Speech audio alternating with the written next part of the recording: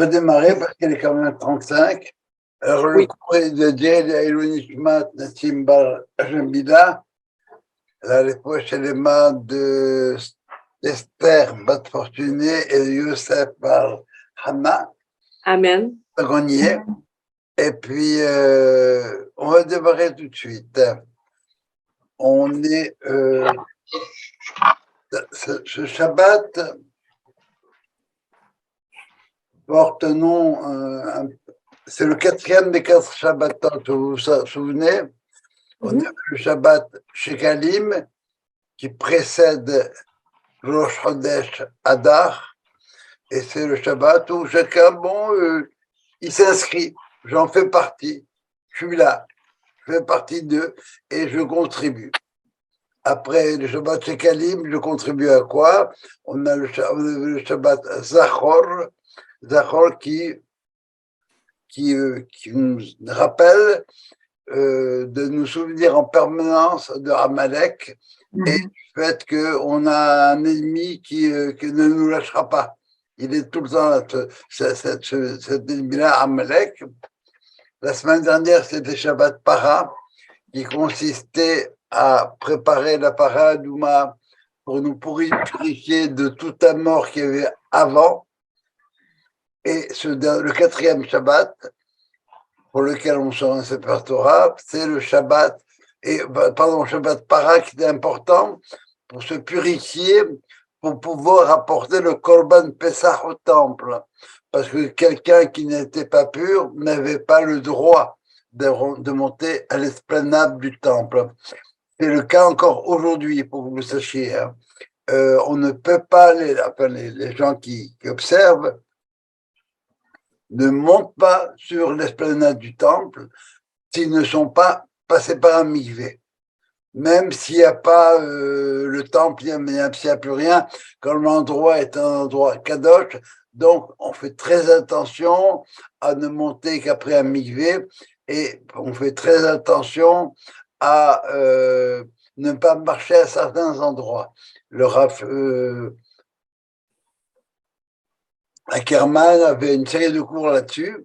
Lui, il est partisan de monter sur le Halabaït, sur le mont du Temple, c'est-à-dire là où il y a la mosquée de Mar, en fin de compte. Et c'est un débat très lent, très long, et puis où les religieux ne s'entendent pas tous. Et finalement, le 4e Shabbat, c'est ce Shabbat qui s'appelle Shabbat HaChodesh. C'est le Shabbat où on va annoncer Rosh Chodesh Nissan qui aura lieu jeudi, pas demain, mais jeudi en 8. Et comme dans tous les chiffres 4 de la Torah, il y a un 5e, il y a 4 enfants, vous savez qu'il y a un 5e, il y a 4 coupes, il y a une 5e coupe, et là, il y a 4 Shabbatot, il y a un 5e Shabbat. On ne sort pas de Sefer Torah par rapport à ce Shabbat-là, c'est Shabbat Hagadol. C'est celui qui précède Pessah.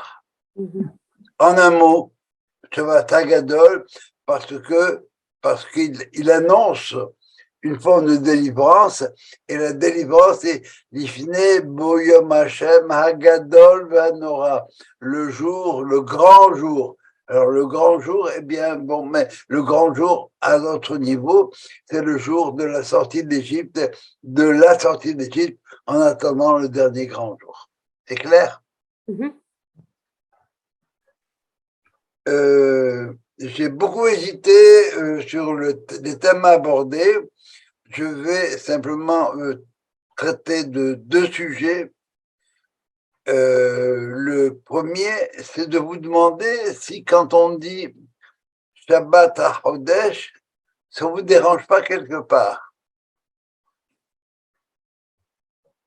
Ce que je veux dire maintenant. Ah, pourquoi celui-là, HaChodesh? Non? Pourquoi on dit HaChodesh? Si on veut dire Shabbat Chodesh, ça serait que le Shabbat est en même temps Chodesh. Le Shabbat où on annonce le Chodesh. C'est pour ça Shabbat à Chodesh. Mais je voudrais m'attacher aux 2 mots Shabbat et au mot Chodesh. Il ne vous dérange pas ces 2 mots-là? Ce sont 2 termes antinomiques. Shabbat, ça fait allusion au cycle du soleil régulièrement, tous les 7 jours, Shabbat, et ça c'est le signe du soleil. Le Chodesh, c'est ce qui est Hadash, nouveau. Ça va, ça, c'est clair? Et alors, pourquoi on sort un Sefer Torah spécial et qu'on lit cette chose-là? Eh bien, parce que Shabbat et Chodesh, ce sont deux termes antinomiques qu'il va falloir quelque part réconcilier. En quoi? Eh bien, c'est que le Chodesh, c'est ce qui va marquer Israël, d'une certaine manière, la caractéristique d'Israël, on dit que Shabbat, c'est pour Israël, bien sûr, mais ça suit un autre cycle qui n'est pas un cycle lunaire, qui est un cycle solaire.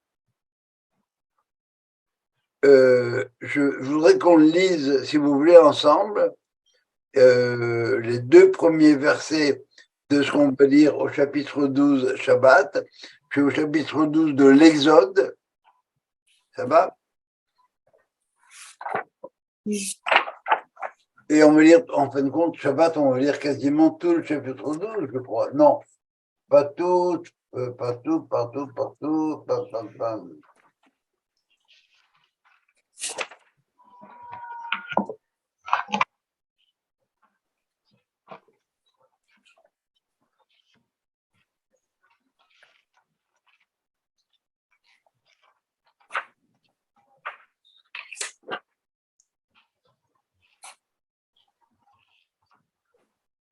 On va lire les 20 premiers versets Shabbat de ce chapitre 12, mais je m'attacherai qu'au deuxième verset. Chapitre 12 dans Shemot. Dans Shemot, on y est. Oui. Alors voilà comment il se dit. Vaidaber Hashem, et Dieu parla, El Moshe ve'el Aharon, à Moïse et à Aharon, Be'eret Misraïm, dans Eret Misraïm, pour leur dire. Introduction classique, mais qui pose problème. On verra tout à l'heure avec le premier récit de la Torah pourquoi ça pose problème. Et qu'est-ce qu'il a à leur dire? Il a à leur dire 10 mots. Alors, on va le lire tranquillement en hébreu. Chodesh, ce mois-ci, si on traduit Chodesh par mois, Lachem, pour vous, Rosh, début, Chodashim, des mois, Rishon, premier, vous, pour vous, huilé, Lachem, pour vous, les Choché, pour les mois de l'année. Et après ça s'arrête. Tout bêtement, ça s'arrête. Lachem, les Choché, les mois de l'année. Vous avez bien dit mots. Si vous le lisez en français, qu'est-ce que ça vous donne? J'écoute, je fais la traduction, moi. L'Éternel parla à Moïse et à Aaron dans le pays d'Égypte en disant, ce mois-ci sera pour vous le commencement des mois, il sera pour vous le premier des mois de l'année. C'est un peu répétitif. Si c'est le commencement des mois, c'est par rapport à quoi? C'est pas par rapport au calendrier chinois, c'est par rapport au mois d'année. C'est pas, Sylvia? Tu es sur le texte ou pas? Oui, je suis. Je recommence, on va relire. Ce mois-ci, si on traduit Chodesh, ce Chodesh sera pour vous, le début des mois, d'abord. Alors, si on me dit du début des mois, qu'est-ce que je comprends? Oubliez le reste. C'est le premier des mois, n'est-ce pas? Je commence par les mois. Le mois de janvier, c'est le premier des mois. De quoi? De l'année. Oui. Et qu'est-ce qu'elle vient de me dire la deuxième fois? Il sera le premier pour vous des mois de l'année. C'est répétitif. Voilà, on comprend rien du tout. On comprend rien du tout.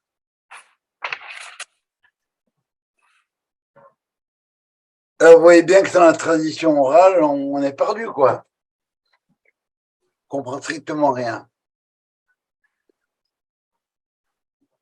Alors, Rachid va nous aider. C'est que le mot Chodesh, le premier mot Chodesh, qu'est-ce que nous dit Rachid? On va dire Rachid, vous voulez bien?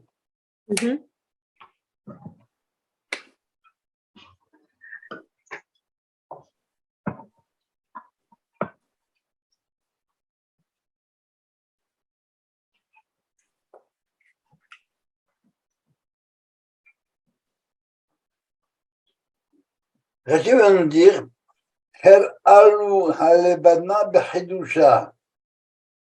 il lui a montré le premier croissant de lune, le renouvellement de la lune. Ve'amarlo, il lui a dit,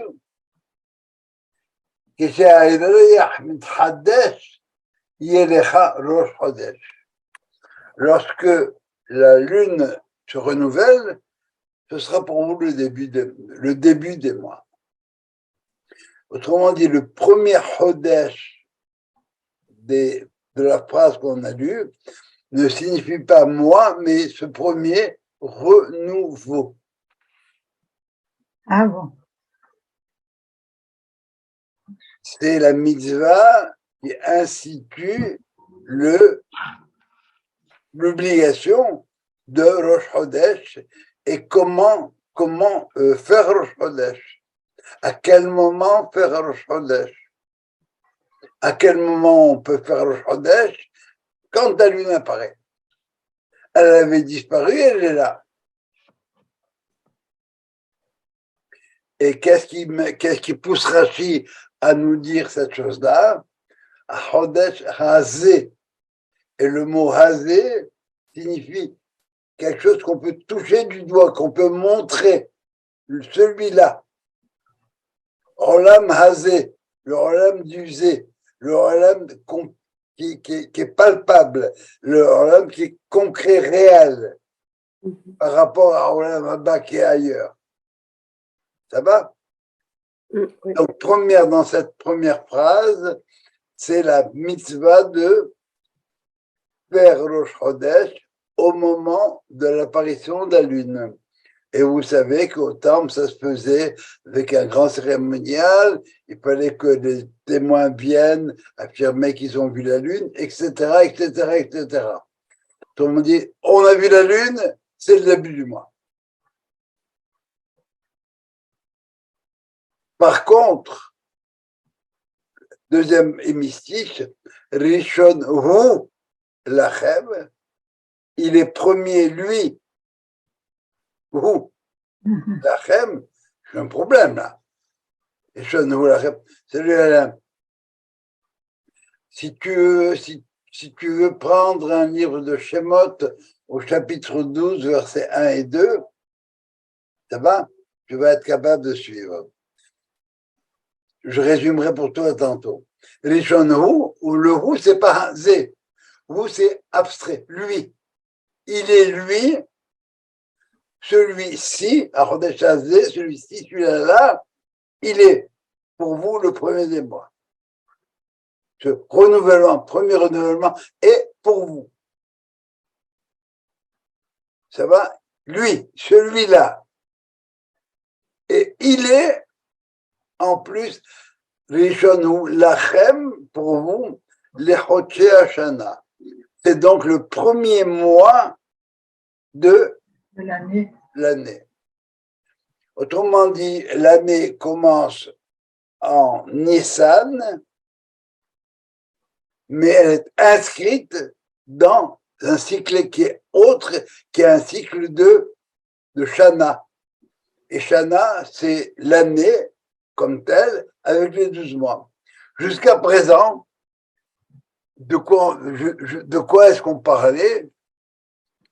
Quel était le calendrier des jusqu'à ce moment-là, le calendrier commençait quand? Au mois de Tishri. Tishri numéro 1, Hajvan qui se lève et on comptait. Ça, c'est l'année qu'on appellera l'année universelle, l'année solaire. Les Hotea Shana. Dans Shana, vous avez chose de Sheni, quelqu'un qui revient, qui se répète. Plus ça change, plus c'est pas réel. On a le même cycle, les 4 saisons de Vivaldi qui se répètent. Et maintenant, on va relire, si vous voulez bien, ensemble. On a ici 2 mitzvot. La première mitzvah, c'est de faire Rosh Chodesh. À quel moment? À quel moment je décide que le mois commence? La vérité, si moi je devais faire les choses là, je ne dirais pas à la nouvelle lune, va la chercher. Pour moi, le début du mois, c'est que la lune est pleine. Qu'est-ce que tu viens me dire? Va prendre une loupe et va envoyer des témoins pour témoigner au Badin, etc. Pas du tout. La lune, elle est grosse, elle est belle, elle est magnifique. Eh ben voilà, ça commence là. Là, on voit la lune, tu vois là. Bon, elle va diminuer, mais c'est pas grave. Au moins, j'ai un point de repère. À quel moment elle est là? Première mitzvah, à Chodesh, ce renouvellement pour vous. Il sera à Chodesh Hazé, que tu peux voir, tu peux toucher du doigt, tu peux montrer, tu peux désigner clairement la première croissance, Chodesh Hazé, la chem pour vous. Rosh Chodashim. C'est là que le mois commence. Deuxième mitzvah. Très bien. Alors les mois, comment on les compte? Eh bien, on les compte à partir de quand? Quel est le premier mois de l'année? Eh bien, le premier mois de l'année, c'est Rishon Hu, celui-là, que tu ne peux pas palper, tu ne peux pas voir. Le mois dans sa globalité, tu ne peux pas en parler. Rishon Hu, lui, pour vous, c'est le premier des mois de l'année.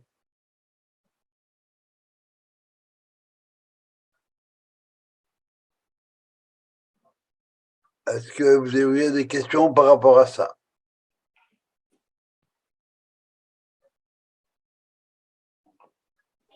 Ne nous donne pas le choix, c'est comme ça. Non, comme pour tout le reste. Tu ne peux pas manger un sac de porc non plus. Bien sûr, c'est comme ça. Autrement dit, on vient de quoi faire?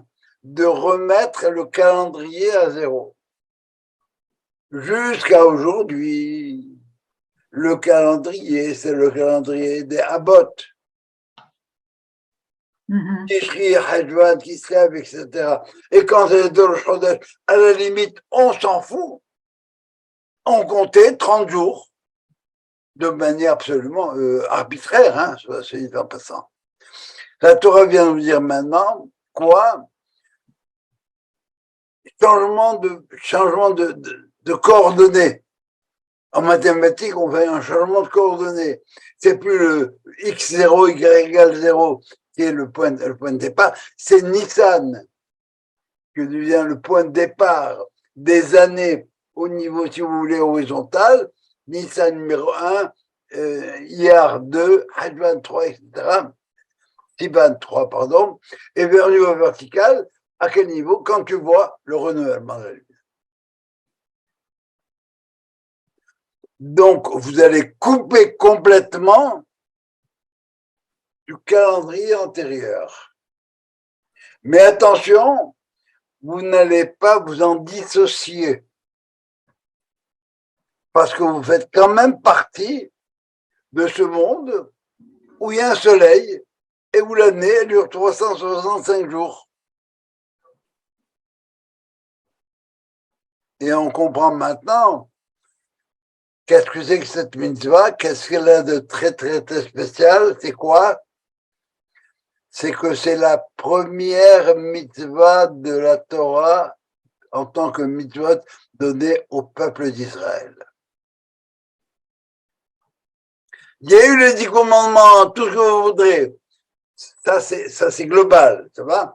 Maintenant, mais il n'y a pas eu les 10 commandements. C'est bien par la suite. Avant ça, vous n'avez aucune mitzvah qui est donnée à Israël en tant que collectivité. À Abraham, on lui a donné la circoncision. Mais on ne fait pas la circoncision parce que Dieu l'a donnée à Abraham. On fait la circoncision parce que la Torah le demande. Ubayom Hashemini imol besar orlato. On ne, ça va, le guédin, c'est pas parce qu'elle était interdite à Jacob, etc., etc. La Torah est très précise par rapport à ça. Première chose. Deuxième chose, ce que vient faire cette mitzvah-là, elle vient nous dire que c'est pas mécanique. Tu ne demandes pas à Google quand est-ce que tombe la nouvelle lune. Tu vas la voir. Et quand tu l'auras vue, toi, et que le Badin aura vu la lune, il dira, ah, alors maintenant c'est Rosh Chodesh. Et tant que le Badin n'a pas dit, aujourd'hui c'est Rosh Chodesh, je ne peux pas faire Pessah. Je vais faire Pessah à partir de quand? Du 15e jour qui va suivre le déclaration du Bet Din de l'homme qui aura décidé que c'est à partir de maintenant que c'est le Chodesh et toutes les fêtes du calendrier vont en dépendre. Autrement dit, que cette mitzvah vient entre autres ajouter, c'est la force du Bet Din, de la Torah orale, de la Torah Sheba'al Peh. C'est vous. Comment est-ce qu'on commence les prières des fêtes? Le Kiddush.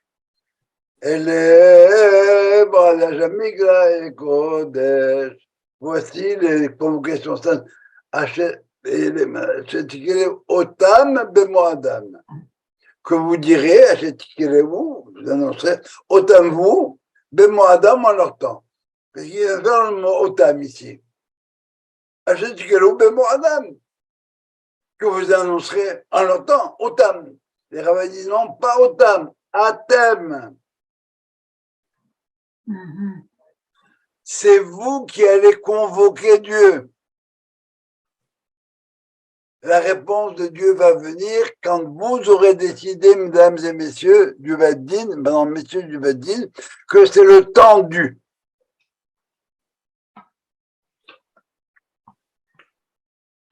Et en ce sens, c'est une mitzvah première. Alors, on répète tout. Première mitzvah de la Torah, ce qu'on va lire ce Shabbat. Vaïdaber Hashem el Moshe ve'el Aaron. Pourquoi Aaron? Parce qu'il était appliqué, pas seulement au niveau spirituel, mais au niveau politique. Les deux sont importants. Le politique, c'est le soleil, à la limite. Et Dieu n'oublie pas Aaron. Dieu a parlé à Moïse et Aaron en Égypte. Qu'est-ce que vous faites en Égypte? Je sais bien qu'ils ne sont pas en Argentine. C'est dommage. Hein? Mais pourquoi en Égypte? Eh bien, parce que Dieu, des fois, il a besoin d'aller rentrer dans l'impureté de l'Égypte pour sauver les Juifs. Le Midrash nous dit, c'est comme un Cohen à qui on aurait déposé la terouma dans un cimetière. Il a deux choix. Ou il laisse la terouma pourrir, ou il rentre dans le cimetière, par la suite il mange la terouma et il se purifie. Il se purifie et il mange la terouma.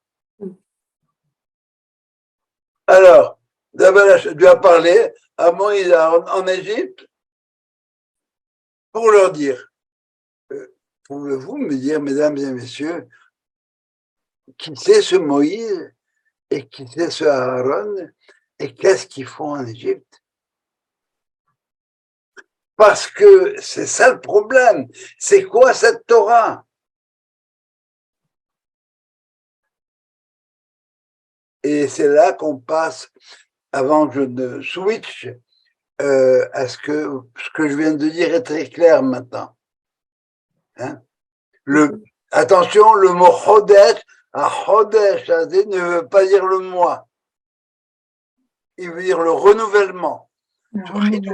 Alors, je pourrais parler juste de cette différence entre Chodesh et Shana. Chodesh, c'est le renouvellement. Shana, c'est le continu. Chodesh, c'est le Shabbat Chodesh, et Shana, c'est Shabbat. Ce qu'on va avoir, c'est Shabbat HaChodesh. Le Shabbat en question à Chodesh fait référence, selon cette lecture que nous venons d'avoir, et fait référence à, si vous voulez, à Din, à ce qui est établi, à Maaseh Bereshit, à Elohim. Et Chodesh fait quoi? Allusion à quoi ici? Eh bien, au Chodesh, au Chidush. Est-ce qu'il y a de nouveau? Est-ce qu'il va changer? Et très rapidement, vous le lirez pour vous-même, va suivre toutes les mitzvot du Korban Pessah. Tu prends l'agneau pascal, tu le prends, tu l'attaches, tu le regardes bien, tu dis à tout le monde, et tu n'as pas peur et tu n'as pas honte de le dire, votre Dieu, je vais le prendre, et le 14 soir, je vais le brûler, et je vais le manger.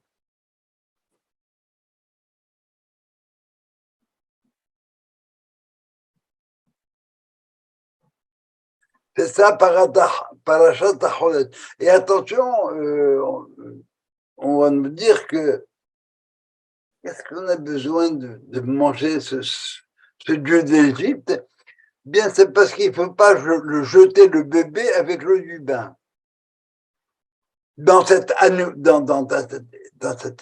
idole égyptienne, il y avait quelque chose qui peut les maintenir. Et c'est celle-là qu'on garde. Mais le reste, on brûle.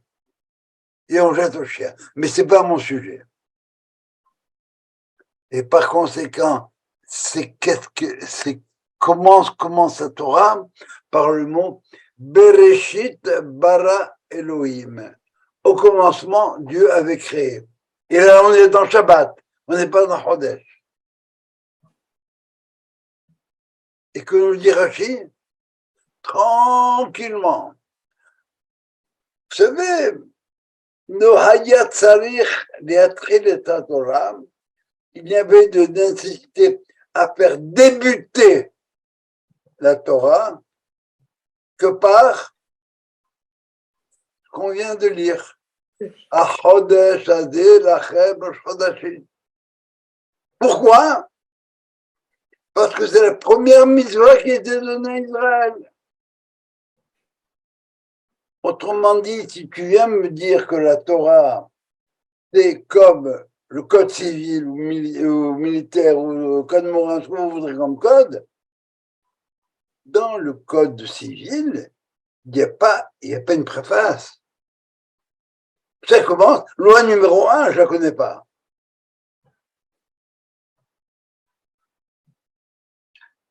Et donc, Rachid pose bien une question. Cette Torah-là, normalement, on aurait pu commencer à dire mitzvah numéro 1, c'est faire un mitzvot. Si je veux lire la Torah simplement comme étant des commandements à suivre et à respecter scrupuleusement, donne-moi les mitzvot, je vais les faire. Oui. Mais à ce point-ci, Israël, on ne sait même pas encore qui c'est. C'est bien ce que je te dis. C'est bien non, mais alors, comment est-ce qu'on peut commencer? Et même... on ne peut pas Israël. Si c'était un livre de code numéro, première mitzvah, le premier du mois, c'est quand on voit le premier croissant. Deuxième mitzvah, ça c'est le premier du mois. Deuxièmement, c'est le mois de Nissan, parce que ce mois-ci, c'est au mois de Nissan, parce qu'on est au mois de Nissan maintenant. Le mois de Nissan, c'est le premier mois du calendrier. Je transpose. L'année, le mois commence le premier du mois, ça va? Oui. Le mois dure 30 jours. Et le premier mois, c'est janvier. 1er janvier, c'est le premier des mois. Pardon, excusez-moi. 1er janvier, c'est le premier du mois. Et il apparaît avec le croissant de lune ou la pleine lune, ce que tu voudras. Mais pour nous, j'invente une Torah, un code de Torah, ce qu'on appellera Sefer HaMitzvot. Première mitzvah, c'est pas celle-là qui est écrite, mais je vous le donne. Première mitzvah, tu feras le Chodesh quand tu feras le premier croissant. Deuxième mitzvah, tu compteras les mois à partir du mois de Nissan. Nissan, c'est 1, Nissan hier 2, 6, 23, etc. Je t'ai parlé d'Israël? Pas du tout. Code de Torah, code calendrier pour les Juifs. Code des Juifs. La loi, la Bible des Juifs pour les mitzvot. Mais est-ce que ce n'est pas... Je peux parler?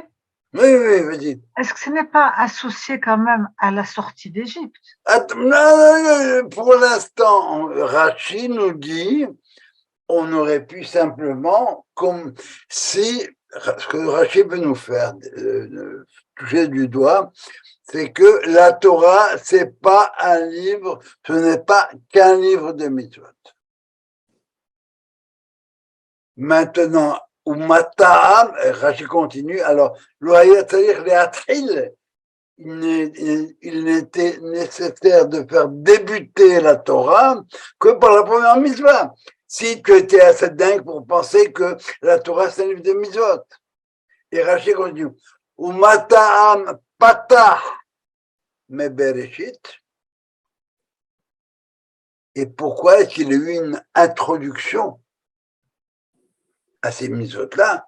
Parce que sans cette introduction-là, on ne pige que dalle.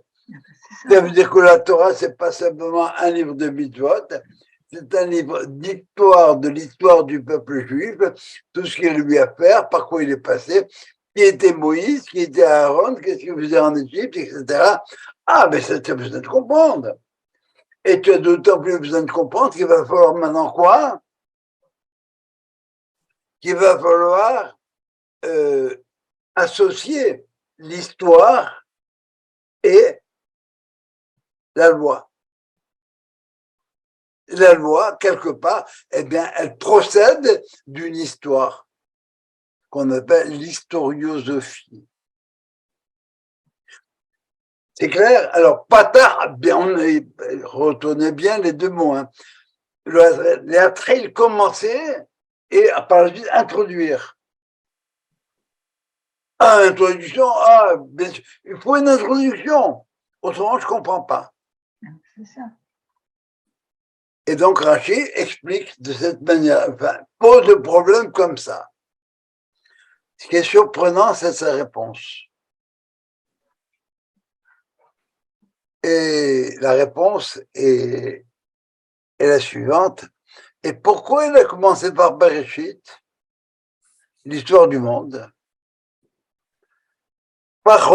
Et ici c'est un verset. Koach ma'asav higid le'amo, il a raconté à son peuple la force de ses œuvres, la tête lahem mahalat goyim, pour leur donner l'héritage des nations, c'est-à-dire Israël. Et Rachi continue. Je vais changer de sujet complètement maintenant. Hein. Et Rachi continue. Il vient nous dire la chose suivante. Si demain les goïms viennent vous dire l'istimatem, vous êtes des brigands, vous êtes des vendeurs, des voleurs, c'est qui bâchetem et arsot amemim, vous avez volé la terre des Cananéens, vous allez leur répondre la chose suivante. La terre appartient à Dieu. Bereshit, c'est lui qui l'a créée. Et à qui il la donne? À qui le mérite. Autrement dit, écoutez bien ce Rachi-là, c'est un Rachi qui est très, très fin. Si Dieu nous a donné a commencé l'histoire, selon cette lecture de Rachi, selon ce que Rachi veut nous dire maintenant, veut nous dire que quand, au cours de l'histoire, vous aurez, vous, Israël, à conquérir la terre d'Israël. Pour faire ce que vous allez y faire, parce que c'est là-bas qu'on va faire le Mishkan, un Mikdash, pour que je puisse, moi, Dieu, venir résider dedans. Alors maintenant, sachez bien une chose, c'est que les goïms, quand vous allez faire ça, ils vont venir vous interpeller. L'estime, vous êtes des brigands. Maintenant, ils ne disent pas l'estime, ils disent impérialistime, des impérialistes.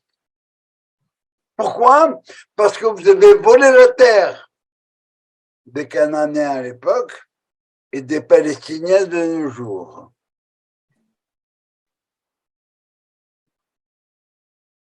Vous leur répondez, non, non, on n'a rien volé du tout. Le bon Dieu, la terre, c'est lui qui l'a créée. Vous pensez qu'elle appartient. Bereshit bara Elohim et Hashem et Haaretz. Dieu a créé la terre. Elle lui appartient. Alors il en fait ce qu'il veut. Et il la donne à celui qui conduit comme il doit se conduire. Et ça, c'est censé, quelque part, calmer l'égoïsme. Ce serait une réponse au goïm.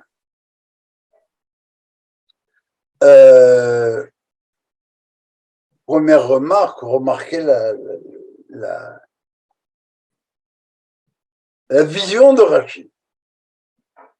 À chaque fois que vous allez vouloir rentrer dans votre pays, vous allez avoir une contestation des goïms. À l'époque, dans les airs, c'est qu'il y a la contestation, c'est d'abord et avant tout d'Israël à l'intérieur, la gauche israélienne de l'époque. Les explorateurs ont dit non, on ne va pas, on n'a pas le droit d'aller. La terre promise n'est pas une terre permise, on en a parlé longtemps et souvent. De quel droit vous voulez déposséder les Canadiens de cette chose-là? Ça ne marche pas. Première remarque. Deuxième remarque, elle est plus d'ordre méthodologique. Qu'est-ce que je réponds aux goïms? Je leur cite un verset de la Torah. Un peu des psaumes. Koach ma'asav igid le'ambo. Koach, la force de ses œuvres, il l'a raconté à son peuple pour leur donner l'héritage des nations. Il n'y a rien qui vous dérange là-dedans. Entre vous et moi, si vous aviez à prendre un verset de la Torah pour convaincre les goïms, qui sont censés croire dans ces versets-là, vous n'en aviez pas d'autres, combien de promesses Dieu a fait à Abraham, Isaac, Jacob, par la suite, veux-tu en voilà, pour nous garantir que la terre nous appartient. C'est tellement évident. Qu'est-ce que tu vas me chercher de midi à 14 heures un verset pour justifier cette chose-là? Autrement dit, si le goy, il connaît la Bible et reconnaît la véracité, la valeur de la Bible, il est sensible aux arguments de la Torah, d'abord, il n'a pas à contester. Mais en quoi cette phrase-là va le déranger? En quoi cette phrase-là va le calmer? La question est bien posée ou pas? C'est clair? Ne viens pas me dire Dieu a créé la terre et lui donne à qui il veut. Dis-moi, Dieu a dit, je te donnerai la terre à toi et à ta descendance. Où est le problème? Il y a quelqu'un d'autre là-bas. Non, mais ça change. Boukers. La Nahalat Goïm, la terre des Goïm, que les Goïm occupent, dans laquelle les Goïm sont. Eretz Canaan, la terre où le Cananéen est. Eh bien, si vous lisez les journaux aujourd'hui, et si vous entendez ce que les gens disent, c'est que les Goïms savent bien qu'Eretz Israël, c'est à nous. C'est une terre qui est promise. Mais quand je t'ai promis de t'apporter un bouquin, tu attends que je te l'apporte. Autrement dit, qu'est-ce qu'ils disent tous les noirs qui disent, et toute la gauche croyante Israël, bref, on ne dira pas trop de mal des Juifs. Ah, Eretz Israël, bien sûr, mais que Dieu nous la donne.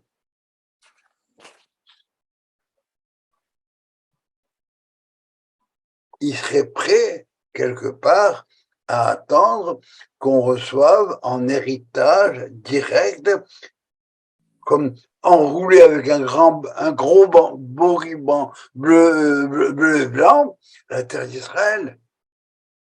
Mais que vous alliez la prendre de force, ça va pas la tête, non?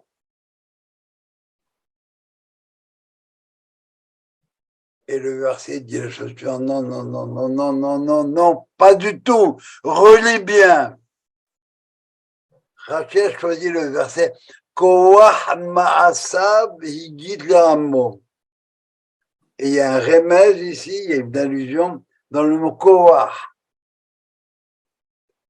Le Koach Ma'asav, c'est le Ma'aseh Bereshit, la puissance de ses actions. Ça va? Et maintenant, prenez le livre de Bereshit, s'il vous plaît, ceux qui l'ont pris. Allez dans Bereshit, chapitre 1, verset Koach, verset 28. Gematria 28. 28, Kafret. Et on lit en hébreu.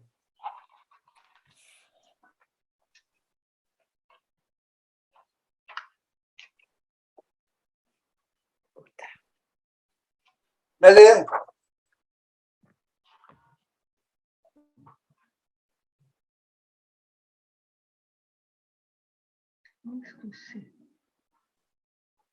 Vaïbaler Otam Elohim. Dieu les a bénis. Parenthèse, ça veut dire qu'il les a rendus féconds. Ça va, c'est la belacha. La maître, quand Dieu a mis la belacha en eux, ça veut dire qu'il les a rendus féconds. Il leur a dit, Peru urbu, fructifiez et multipliez. Ou et haaretz et remplissez la terre, vechib shua et conquérez-la.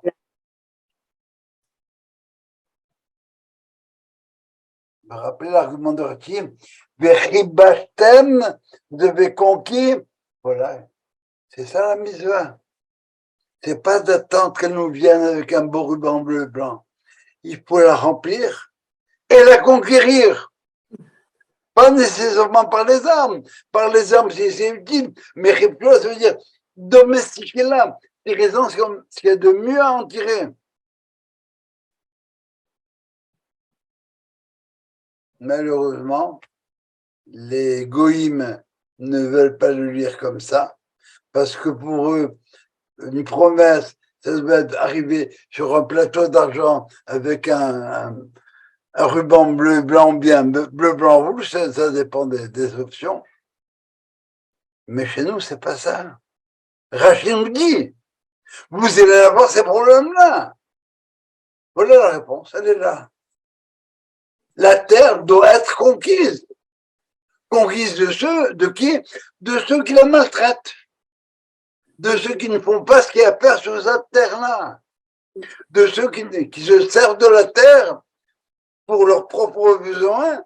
Alors de cette terre-là, il faut, comme dit on a dit aux explorateurs, on doit faire des échelles pour monter au ciel à partir de cette terre-là. On a des choses à faire sur cette terre-là, c'est rejoindre le ciel et la terre. D'où la force de ce premier Rashi.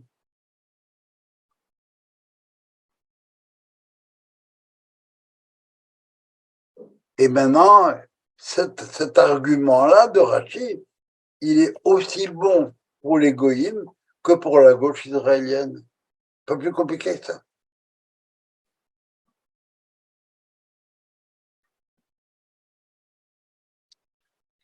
Est-ce que c'est clair l'idée? Pourquoi c'est aussi bon pour la gauche? Qu'est-ce qu'a dit la gauche israélienne? Ah, je suis religieux. Qu'est-ce qu'ils disent les gens, les religieux, très, très, très noirs, très barbus, qui sont allés voir Ahmadinejad? Qu'est-ce qu'ils font tous les gens qui sont de l'autre côté de la rue pendant le Yom Ha'atzmaut? C'est un État fasciste, un État impérialiste. Tu lis pas la Torah. Oui, il a la Torah. Dieu nous l'a promis, qui nous la donne? Non, pas comme ça. Je t'ai promis que, oui, je t'ai promis que quand tu feras ce qu'il y a à faire, tu l'auras. Qu'est-ce qu'il faut que tu fasses? Tu le mérites. C'est tout. Les goïms, c'est clair que c'est la mauvaise foi des goïms. Les goïms disent les choses. C'est Manitou qui avait dit ça une fois. Il a dit le monde entier, c'est que la terre d'Israël appartient au peuple juif.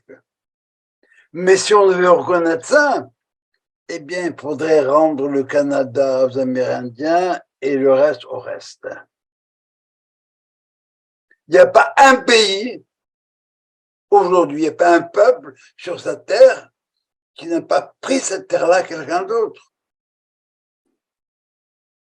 Par la loi du plus fort, bien sûr. Pour Israël, c'est pas le plus fort, c'est le plus moral. Parce que si tu n'étais pas moral, tu n'aurais pas réussi à rentrer en Israël. Et les Noirs chez nous, et la gauche israélienne, c'est une partie de la gauche. Dites, je ne parle pas des non-religieux. Hein. Je parle des religieux ne veulent pas accepter ça autrement que.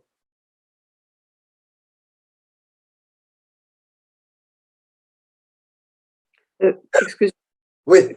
Quand tu parles des Noirs, tu fais allusion aux Noirs, les religieux. Quand on dit les Noirs, c'est les religieux. Hein? Parce que si jamais des goïms écoutent ton cours, ils vont penser que. Désolée. La plupart des Noirs juifs ne sont pas à gauche. Non. On voilà. peut s'y méprendre, effectivement. Comment? Je dis, on peut s'y méprendre. Voilà. C'est pour ça qu'on étudie, encore une fois. On étudie pour savoir, autrement on ne saurait pas. Alors, on a fait le lien, si vous voulez, entre le début de la paracha, ce qu'on veut lire Shabbat, d'accord? Si on le lit à la manière, si on le lit à la manière de Shabbat, simplement, à la manière Goy, à la manière mécanique, à la manière Elohim, bon, ben, effectivement, on peut discuter de notre droit sur Eretz Israël. Mais si on le lit en tant que Chodesh, c'est autre chose. Et le lien avec la sortie d'Égypte est évident, parce que l'objectif de la sortie d'Égypte, quoi qu'en pense et quoi qu'en disent bon nombre de rabbins non autorisés, mais ils s'autorisent, c'est pas d'aller recevoir la Torah. C'est d'aller en Israël. C'est de rentrer en Eretz Israël. D'Israël, on aurait eu la Torah, attention là. Hein. Sans la Torah, Israël c'est pas viable. Mais autrement, on l'aurait payé.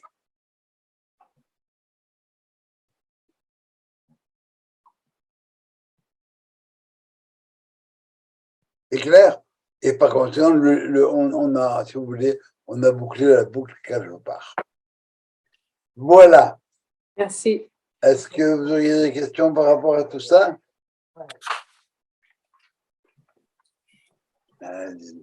Oui, moi, oui. Non, allez-y, allez-y. Vous avez des questions, allez-y, c'est pas grave. Oui.